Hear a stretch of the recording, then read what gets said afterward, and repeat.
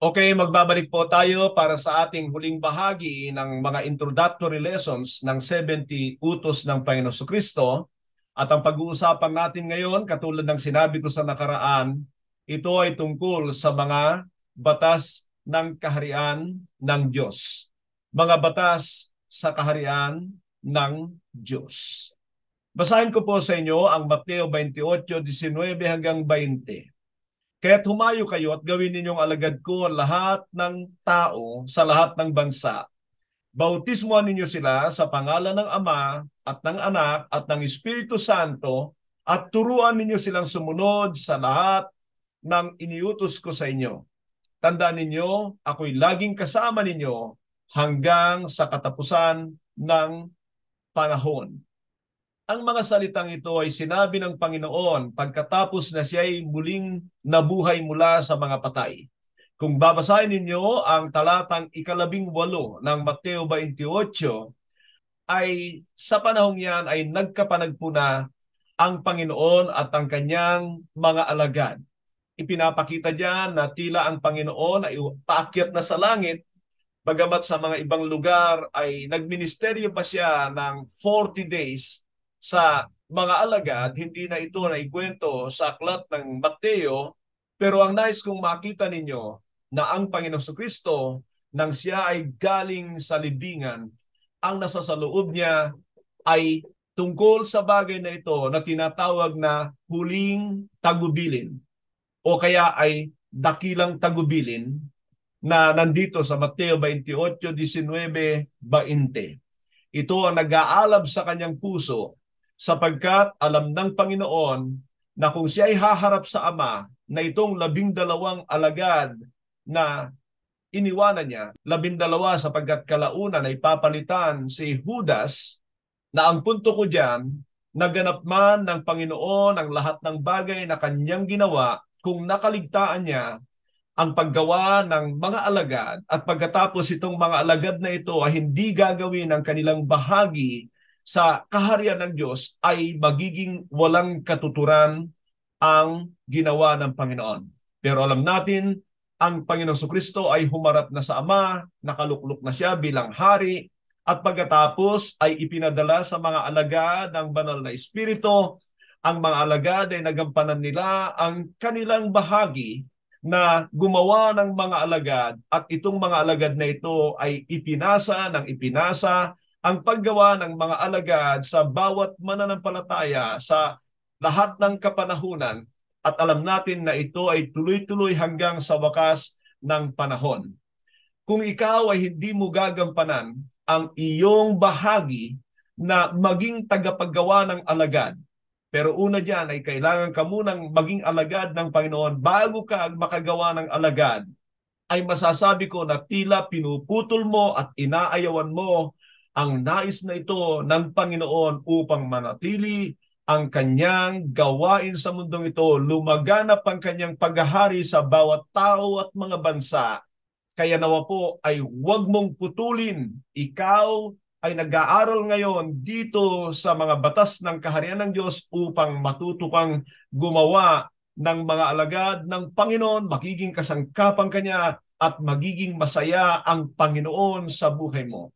Tandaan natin din ang pangako ng Panginoon dito na sinabi niya, lagi ko kayong sasamahan hanggang sa katapusan ng panahon. So lahat yan ng mga tagasunod niya sa lahat ng kapanahunan, nangako ang Panginoon ng isang espesyal na pagsama sa lahat ng mga gumagawa ng alagad na siyang magpapatuloy sa gawain sa kaharian ng Diyos. Maraming lugar ay hindi sinasamahan ng special na presensya ng Panginoon. Sinasabi niya lamang ito dito sa Great Commission na ipinangako niya na sasamahan niya ang bawat gagampan nito hanggang sa katapusan ng mundo. Gusto mo ba ng special na pangako ng Panginoon sa iyo? Hindi doon sa mall, hindi kung saan-saan. Nandoon sa paggawa ng alagad, sapagkat yan ay special upang manatili ang nais ng Panginoon sa mundong ito at masagipang marami mula sa kamay ng dyablo. Ito ay isang pinakamahalagang bahagi sa kaharian ng Diyos, ang pagtuturo sa mga mananampalataya sa batas ni Kristo. Alam nyo, ito po ay naging passion ko sapagkat maaari akong makapagpasimula ng tama sa pamamagitan ninyo na kayo ay tinuruan ko ng ganito. Nagpakasakit ako upang magawa ang mga video na ito. Itong libro ay matagal ko nang ginawa. Marami nang bumili nito, subalit hindi ko alam kung alam nila kung paano gamitin. Through this teaching the commands of Jesus Christ, we can raise up true disciples as long as they will live according to what they have learned. Bakit nga ba mahalaga ang mga bagay nito?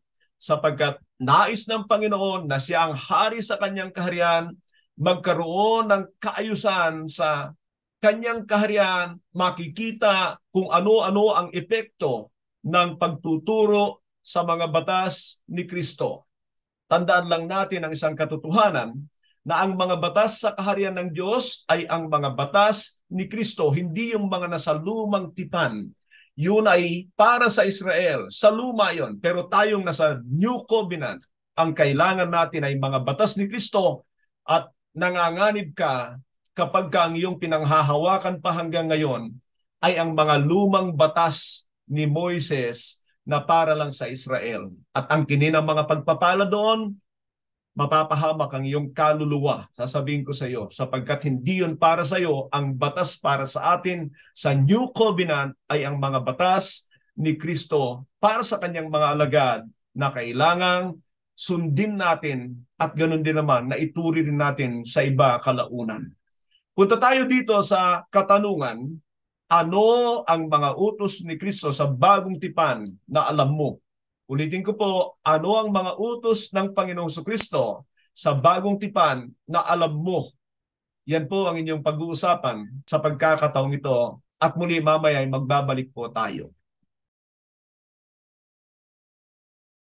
Magbabalik po tayo at ang ating mga pag-uusapan ay kung ano ang kahalagahan ng pagsunod sa mga utos ng Panginoong Kristo.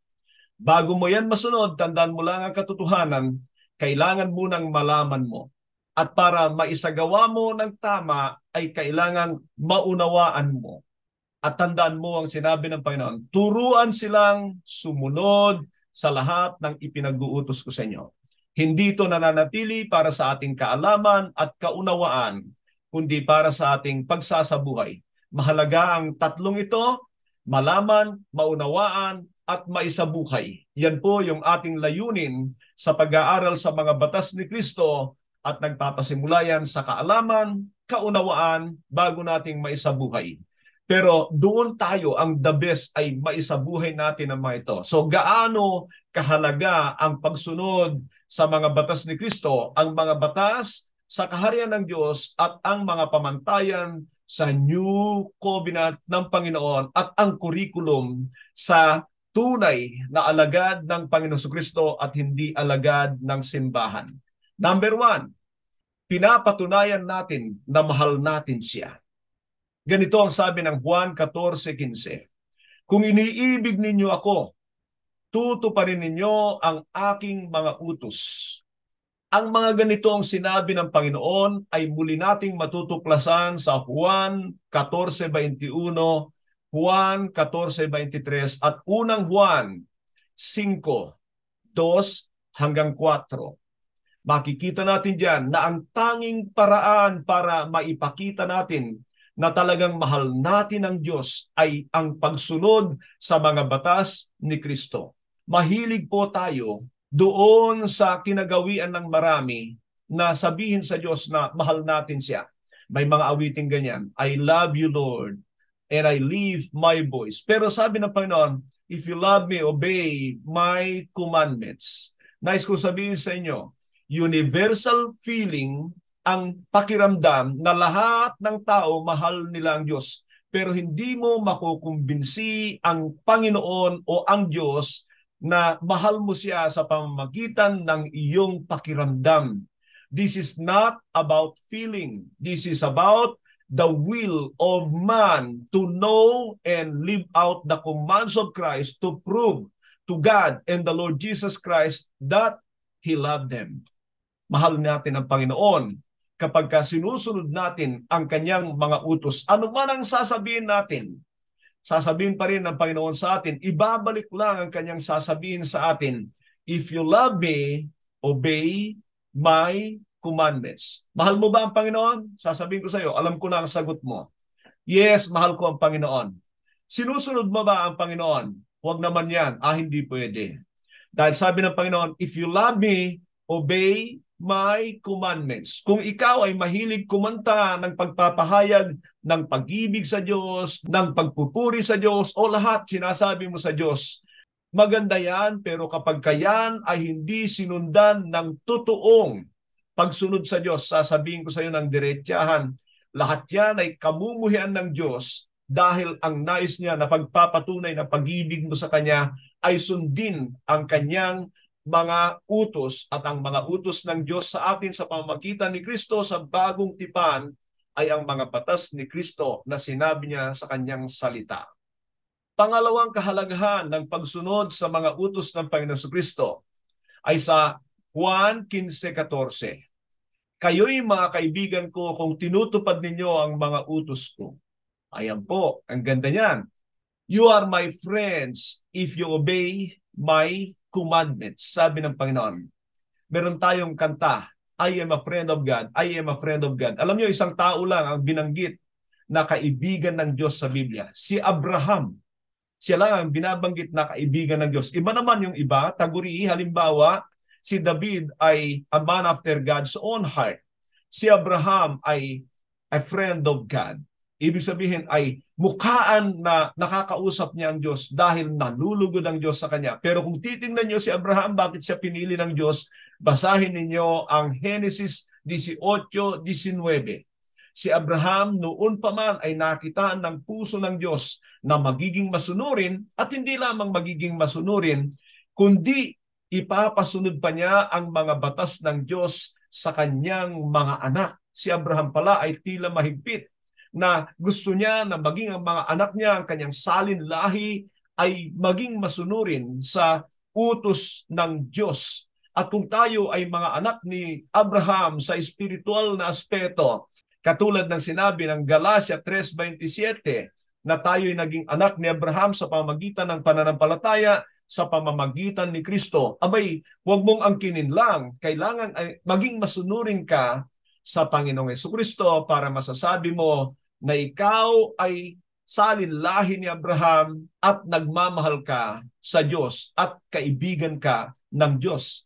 So, merong kanta ngayon na tuwang-tuwa ang mga Kristiyano na inaawit nito, I am a friend of God, I am a friend of God, I am a friend of God. Tandaan ninyo, sasabihin sa iyo ng Panginoon, you are my friend if you do what I have commanded you. O ano, hihirit ka pa? Huwag na.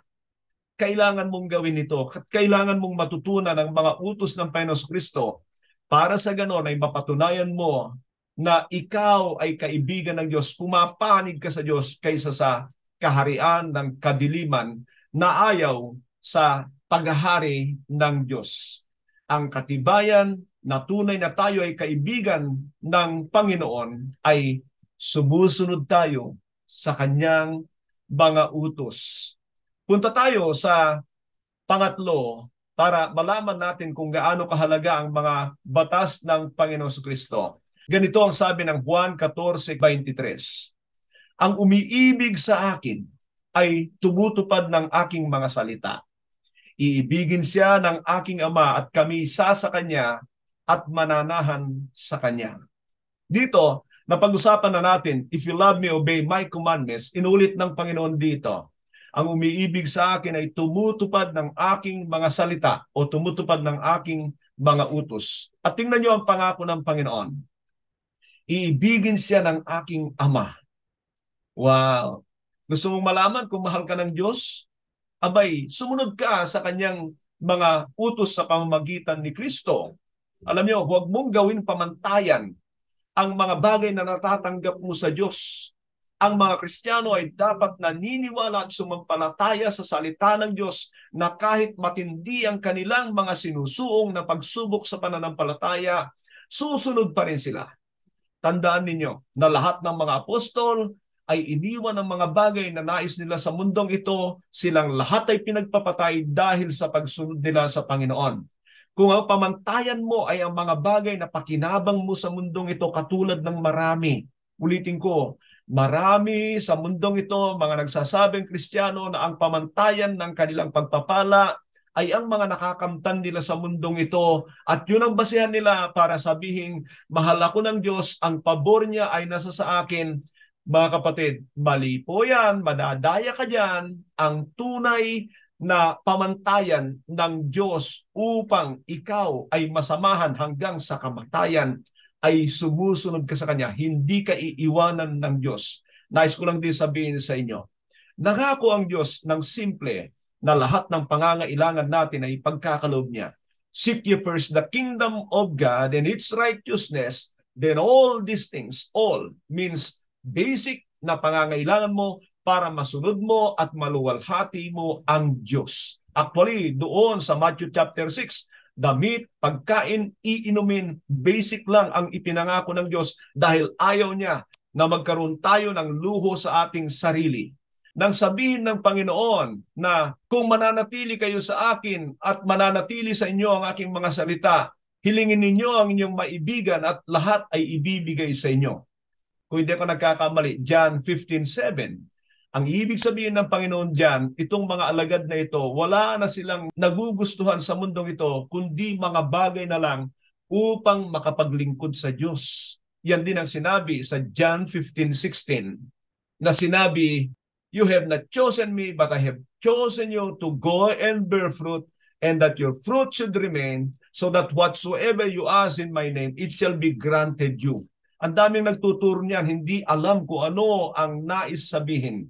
Ang kanilang ginagawa, malala ko yung pinapagawa sa mga Kristiyano, okay, kumuha kayo ng papel, isulat nyo dyan kung magkano ang gusto nyo. Basta magiging soul winner kayo, hihingi kayo sa Panginoon, lahat ay ibibigay niya para yan blank check.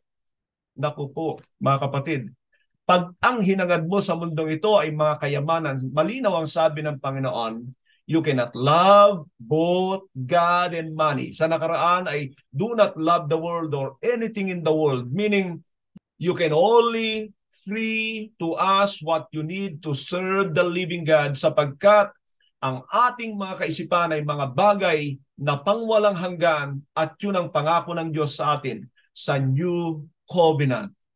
So sa sinabing ito ng Panginoon sa Juan 15:23 ay kapag sinusunod natin ang mga utos ng Panginoong Kristo ay nangangahulugan ito na nasa atin ang kanyang presensya. Sabi niya, iibigin siya ng aking Ama at kami sa kanya at mananahan sa kanya. Naniniwala po ba kayo dyan? Nawa po ay siyempre, pero huwag kayong umasa na kapag nananahan sa inyo ang Panginoon ay maaluan lahat. Tandaan ninyo na nung bumaba ang banal na Espiritu sa Panginoon Kristo, dinala siya sa ilang upang tuksuhin. Malalaman mo na nasa iyo ang presensya ng Diyos kapag ikaw ay nagnanais na sundin ng Diyos, magpakabanal at mapaglingkuran mo siya ng tama. So punta tayo sa ating pang-apat. Pinapatunayan natin, kinikilala natin siya ang ating Panginoon. Sabi ng Lucas 6:46, tinatawag ninyo akong Panginoon, Panginoon, ngunit hindi naman ninyo ginagawa ang aking mga sinasabi o ang aking mga utos. So diyan mga kapatid, hindi po lisensya ang pagtawag sa Panginoon para maging maganda ang relasyon natin sa Kanya. Sabi ko nga sa nakaraan, kung ang Panginoon ay iyong guro, ano kanya? Estudyante. Kung siya ang iyong ama, ano kanya? Anak. Kung siya ay Panginoon mo, ano kanya? Ikaw ay kanyang alipin.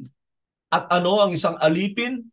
Wala siyang karapatan sa kanyang sariling buhay, pagmamay-ari siya ng kanyang Panginoon sapagkat siya ay binili. Ganyan ang mga alipin ng una. At alam natin na tayo ay binili sa pamamagitan ng dugo ni Kristo dahil tayo ay nasadlak sa kautusan na hindi natin nasunod. Hindi tayo doon binayaran ng Panginoon kay Satanas. Wala siyang utang doon. tayo ay nagkaroon ng utang sa Diyos sa pamamagitan ng pagsalansang sa mga utos ng Diyos na hindi natin nalalaman. At sa pamamagitan noon, tayo ay binili sa dugo ng Panginoong Jesucristo. Kaya sa susunod na aangkinin mo na si Jesus ang iyong Panginoon, tandaan mo, ipinapahayag mo na alipin ka, wala kang karapatan sa iyong buhay, dapat mo siyang sundin sapagkat siya ay iyong Panginoon. Hindi po sapat ang nakasanayang tawagin lamang siya ng Panginoon. Tandaan natin yung sinabi niya muli sa Mateo 7:21 hanggang 24. Hindi lahat ng tumatawag sa akin Panginoon, Panginoon ay makakapasok sa kaharian ng langit, kundi yaon lamang gumagawa ng kalooban ng aking amang nasa langit. At marami ang magsasabi sa akin sa araw na yon ng paghukom, Panginoon, Panginoon, nangaral po kami at nagpalayas ng demonyo sa iyong pangalan at gumawa kami ng maraming himala sa pamamagitan ng iyong pangalan. Ngunit sasabihin ko sa kanila, sabi ng Panginoon, lumayo kayo sa akin, mga mapaggawa ng masama. So, pag-aralan niyo yung mga talatang yan, nangangahulugan yan na hindi lisensya ang pagtawag sa Panginoon ng Panginoon para pumasok ka sa langit, at ang nais ng Diyos ay sumampalataya tayo sa kanyang bugtong na anak. Na yung pananampalatayang yan ay nangangahulugan yan ng pagiging masunurin, dahil ang pananampalataya ay paniniwala sa salita ng Diyos, at kahit hindi mo nakikita ang resulta nito, ay naniniwala ka na kung ano man ang sinabi ng Diyos, pangako ng Diyos, at ang magiging kabayaran ng sinabing ito ng Diyos ay gagawin niya sapagkat tapat siya sa kanyang mga salita. Pangibabawin natin ang pagiging masunurin kaysa sa mga himahimala din na hinahanap ng maraming tao. Alam nyo, marami ngayon. Ang dami dyan, nagtutumba-tumbahan o kaya ay tila gumagawa ng mga himala, mga pandaraya yan ng dyablo, dahil itong mga taong ito ni hindi pinagnasaan na aralin ang mga batas ng kaharian ng Diyos, alamin ang mga salita ng Diyos. Tingnan niyo yung mga umaattend dyan, ni walang daladalang Biblia na nagpapakita na hindi sila interesado sa pamamaraan ng Panginoon. At ano ang sabi ng Biblia tungkol doon sa mga walang interes sa katotohanan? Sabi ng aklat ng ikalawang Tesalonika 2:10 at 11. At dahil hindi nila inibig ang katotohanan, ipapaubaya sila ng Diyos sa kamalian. Walang magagawa ang Diyos sa mga hindi nagmamahal sa katotohanan, kundi sila, ginusto nyo yan, itutulak ko pa kayo. Parang ganoon ang sinasabi ng Panginoon doon sa Tesalonika. Samantalang dito, sa pagsunod sa Panginoon, wala kang gaanong makikita na agarang resulta. Maghihintay ka sa walang hanggan sapagkat doon tayo gagantimpalaan ng Panginoon, pero mahalaga ang paggawa ng pagsunod sa ngayon sa mga batas ni Kristo at sa mga salita niya, nang sa gayon ay masasabi nating totoo siya, mahal natin siya, kinikilala natin siya, nasa atin ang presensya niya, at tunay na kilala natin siya. Punta tayo sa ating panglima. Sabi rito sa unang Juan 3:22. Tinatanggap natin ang anumang ating hihingin sa Kanya sapagkat sinusunod natin ang Kanyang mga utos. Sa pagkakataong ito ay may kaugnayan naman sa pananalangin ang pagtanggap sa mga kahilingan natin sa Diyos. Ulitin ko nga po itong talata. Tinatanggap natin ang anumang ating hilingin sa Kanya sapagkat sinusunod natin ang Kanyang mga utos. Pag masunurin ka kasi, ibig mo sabihin, nagtitiwala ka sa Diyos. Muli, hindi ito yung kung ano ang gusto mo, kundi sa pananalangin, minsan ay sinisentro tayo ng Diyos dyan sa Kanyang nais, hindi dun sa kagustuhan natin. Maalala ko rin yung sinabi ng Kawikaan 28:9. Isulat po niyan, Proverbs 28:9. Ang panalangin ng hindi sumusunod sa kautusan ng Diyos ay karumal-dumal. Ibig sabihin, God abhors the prayers of those who doesn't obey Him. Sa old yan, pero pareho yan sa new, na ipinapakita rito na kung paano tinatanggap natin ang mga kahilingan natin sa Diyos dahil tayo'y masunurin, ay ganoon din naman. Huwag tayong umasa sa ating mga panalangin na tugma sa kalooban ng Diyos sa New Covenant kung hindi tayo masunurin. Mabuti ang Diyos. Minsan ay meron tayong mga kahilingan na hindi tinutugon ng Diyos. Alam niyo kung bakit? Sapagkat minsan lumalabas sa atin ang pagiging immature kung ano-ano ang hilihiling natin sa Diyos na para sa ating mga luho, na para din naman sa ating ipaglalayo sa Kanya. Hindi yan nais ng Diyos. Kaya nga, kailangang alam natin ang kalooban ng Diyos, kailangan alam natin ang mga sinasabi ng Panginoon, nang sa gayon hindi tayo hingi ng hingi na malamang ay ikapapahamak natin. Magiging mature tayo na humiling ng mga nais ng Diyos at diyan ay masaya ang Diyos na ipagkakaloob ang lahat ng ating mga kahilingan sa Kanya. Sa ating pang-anim ay ano ang ibig sabihin ng pagsunod sa mga batas ni Kristo? Juan 14:21. Sinabi rito, bagamat ito ay nagamit ko na kanina, meron po akong nais ipakita sa inyo muli. Sinabi rito, ang tumutupad sa mga utos ko at ang umiibig sa akin at ako'y lubusang magpapakilala sa Kanya. Kung titingnan niyo, may pinutol po ako na yun yung sinabi na iibigin siya ng aking Ama.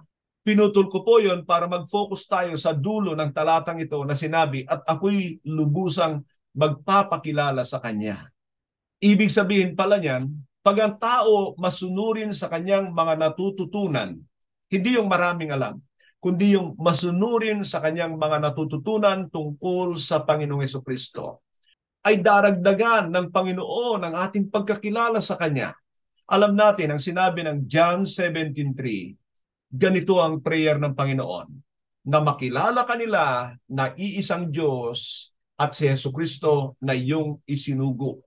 So meron tayong dalawang dapat makilala dyan, ang Panginoong Hesukristo at ang Ama, para magkaroon tayo ng buhay. Yun ang resulta. Dito naman, sabi niya, at ako'y lubusang magpapakilala sa Kanya. Ibig sabihin, pag hindi ka masunurin, itatago ng Panginoon ang kaalaman sa Kanya at ikaw ay malayo sa buhay. Hindi yon dahil ayaw ng Panginoon. Gusto niya na ipahayag ang Kanyang sarili, pero doon lamang sa mga marunong sumunod. Kasi nakakahiya ang Kristyanismo kapag ang mga Kristiyano hindi marunong sumunod sa Kanya. Taliwas ang kanilang pamumuhay sa relihiyon o sa pananampalatayang taglay nila. Yan ang talagang dilema ng Kristyanismo. Hindi marunong magsabuhay ang mga nagsasabing mga mananampalataya at nakakahiya ang Panginoon. Kaya ang Panginoon ay nangangako rito na lubusan siyang magpakilala sa Kanya. Mga kapatid, alam nyo, kahit ako sa aking kalalagayan, ay hindi pa ako kontento sa mga natututunan ko sa Panginoon. Ang totoo, meron po akong mga ginawang lesson sa video tungkol sa Panginoong Hesukristo. Doon, kung hindi ako nagkakamali, ay meron na mahigit 30 video. Sabihin na natin, ang average ay 40 minutes. And it's all about Christ. Kasama dyan ang pagsisiwalat ko sa mga tagong buhay ng Panginoon nung wala pa siya sa ministeryo. Ibig ko sabihin, mga kapatid, ito ay mga kapahayagan na ibinibigay sa akin ng Diyos. Hindi ko may pagmamalaki yung pagiging masunurin. Ako ay may mga kakukulangan pa, subalit ang Diyos ay tapat sa Kanyang pangako.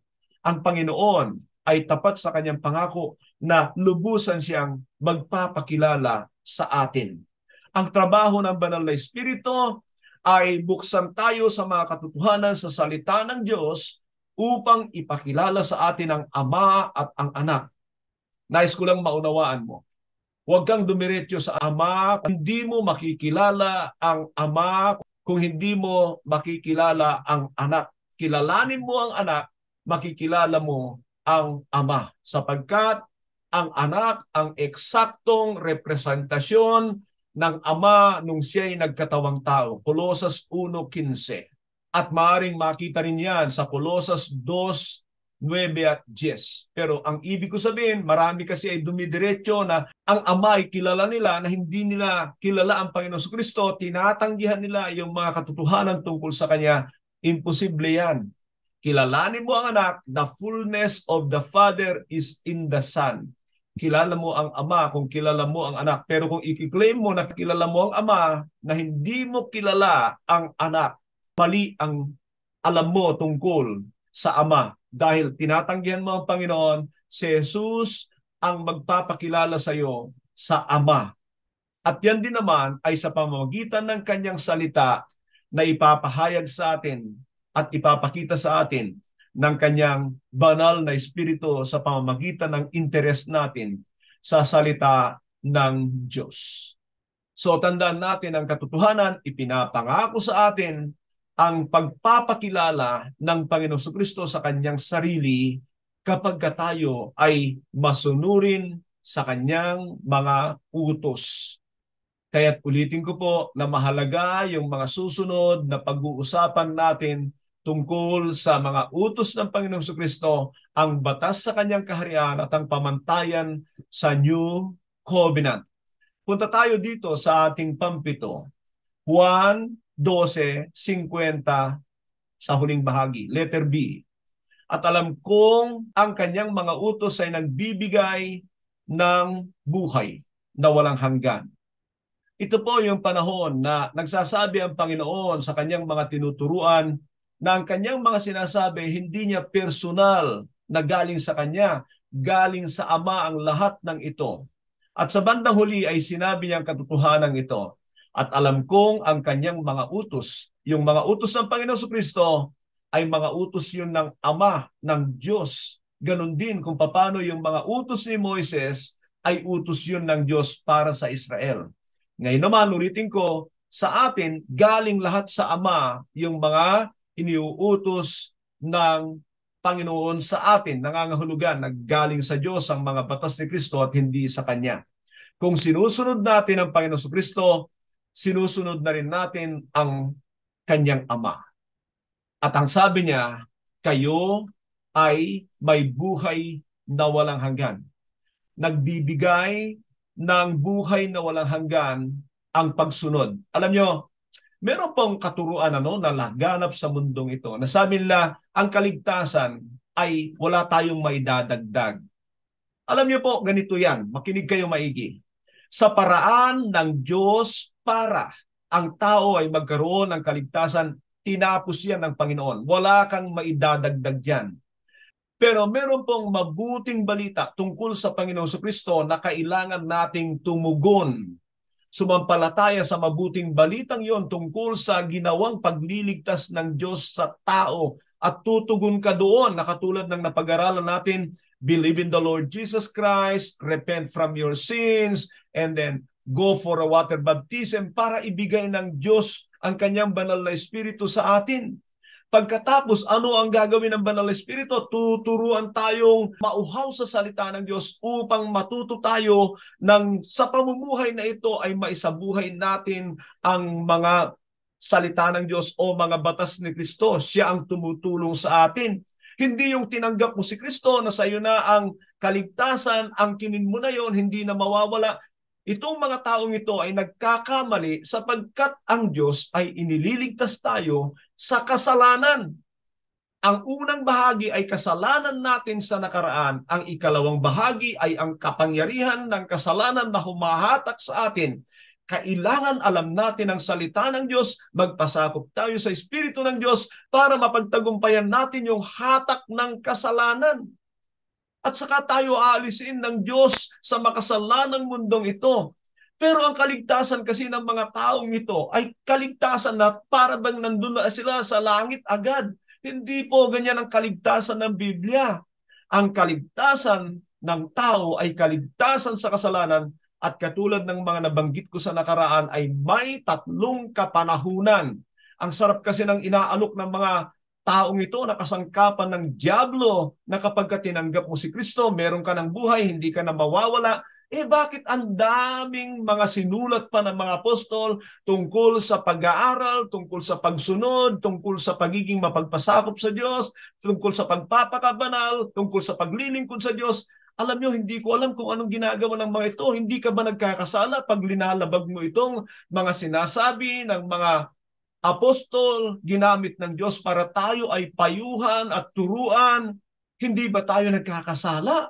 Ibig sabihin yan, hindi tayo naligtas sa kapangyarihan ng kasalanan. Totoong marahil ay naligtas tayo sa kabayaran ng ating mga nakasalanan sa nakaraan, pero tayo ay inililigtas ngayon ng Diyos sa kapangyarihan ng kasalanan. Tayo ay dapat dadaan sa totoong pagiging alagad. Ang goal ay pagiging katulad ni Kristo. Proseso yan na tayo ay inaalis ng Diyos sa kapangyarihan ng kasalanan sa pamamagitan ng pagsunod at pananampalataya kay Kristo. Nakukuha po ba ninyo ang ibig ko sabihin? Kaya doon sa minsanan lang na tinanggap si Kristo at maliligtas na daw sila, kayo ay nadaya ng dyablo. At yung mga nagtuturo niyan, sasabihin ko sa inyo ng diretsahan, kasangkapan kayo ng dyablo, akala lang ninyo sa Diyos kayo, sa inyong pagiging religyoso. Nako, bakit? Kasi hindi na obligasyon ng tao ang sumunod sa Diyos. Bakit pa sinabi ni Apostol Pablo, hahatulan tayo ayon sa ating mga gawa? Ay diyan, ilulusot na naman nila ang kanilang mga sarili na hindi daw kailangan yon. Abay, magaling pa kayo sa Biblia. Hindi ba kayo nagbabasa na ng Biblia? Hindi ba ninyo ito binabasa ng buo? Hindi ba ninyo ito pinapaniwalaan? Bakit kayo choosy sa magaganda at pabor sa inyo ng mga talata at hindi ang kabuuan ng Biblia? Nangangahulugan ba na mali ang banal na espiritu na siyang may loob na lahat ng mga nandirito sa Biblia ay dapat paniwalaan natin? Nagkamali ba siya na tila mas marunong na kayo kaysa sa kanya na hindi na dapat sundin ang mga sinasabi ng Biblia? Mahabag kayo sa inyong mga sarili. Panahon na para gumising kayo. At ang Biblia na nagtataglay ng humigit kumulang na 400 talata tungkol sa kaligtasan, kukuha kayo ng 2 para panghawakan ninyo? Naku po, kayo ay mahigit pa sa dyablo. Manginig kayo sa takot sa Diyos. Dahil ang Biblia ay pinapaniwalaan ko na wala itong kamalian. Kailangan nating i-reconcile ang lahat ng mga talata tungkol sa kaligtasan. Dahil hindi nagkukulang ang Diyos. Inilagay niya yan para hindi mo piliin, para pag-aralan mo nang sa gayon ay magkaroon ka ng totoong kaligtasan, ganap na kaligtasan kapag ka nararapat ka na sa walang hanggang kaharian ng Diyos. Kaya ganito ang sabi ng Panginoon, alam kong ang kanyang mga utos ay nagbibigay ng buhay. Ibig sabihin, hindi natatapos sa isang desisyon. Yan yung sinasabi ko na hindi dahil pumasok ka na sa makipot na pintuan, ligtas ka na. Meron ka pang lalakbayin na makitid na daan, mahaba yan, makitid na daan ang daanan mo, hindi yung pumasok ka lang, pagkatapos mabuhay ka na parang demonyo, magugulat ka at ang sama pa niyan, ay yung mga isasama mo sa lawa ng naglalagablab na asupre na nabubuhay na parang dyablo, parang impyerno, pero umaasa sa langit. Mga kaibigan, ito ay pagsasabi ng may pag-ibig sa iyo. Kung ikaw ay tagapagturo na ganyan ang turo mo, panahon na para magsisi ka. Mahal kita, kaya ako sinasabi ang katotohanan sa iyo. So sa ating pampito, tayo ay may buhay na walang hanggan sa pamamagitan ng pagsunod sa mga utos ng Panginoong Jesucristo. Ang ating pangwalo, totoong kilala natin siya. Sa unang Juan 2:4, ang nagsasabing kilala ko siya, ngunit hindi sumusunod sa kanyang mga utos ay sinungaling at wala sa kanya ang katotohanan. Kilala mo ba ang Panginoon? Isa na namang katuruan na lumalaganap dito sa mundong ito, na nung tinanggap nila si Kristo sa pamamagitan ng magic prayer, ay sasabihin ng mga taong ito, dahil sinabi sa kanila, ngayon ay kilala mo na ang Panginoon. Hindi mo kilala ang Panginoon sa pamamagitan ng desisyon na yan at pananalangin ng pagtanggap sa Kanya. Proseso ang pagkilala sa Panginoon, and I will reveal myself unto Him. Yung revelation ng Panginoon tungkol sa Kanya ay nababase doon sa iyong pagiging masunurin sa mga bagay na natututunan mo sa Kanya. Ano yan? Magic na naman. Puro magic ang alam ng mga pastor na ito, pati kaligtasan, minamagic. Hindi. Proseso ang pagkakilala sa Panginoon. Kailangan magpatuloy ka at magiging masigasig ka, manatili ka, magpursige ka sa pagkilala sa Panginoon. Process po yan na kailangan makilala mo siya, pero mahihirapan ang isang mananampalataya kung hindi siya masunurin sa kaunting itinuturo ng Panginoon sa kanya. Process yan, ang pagkaalam.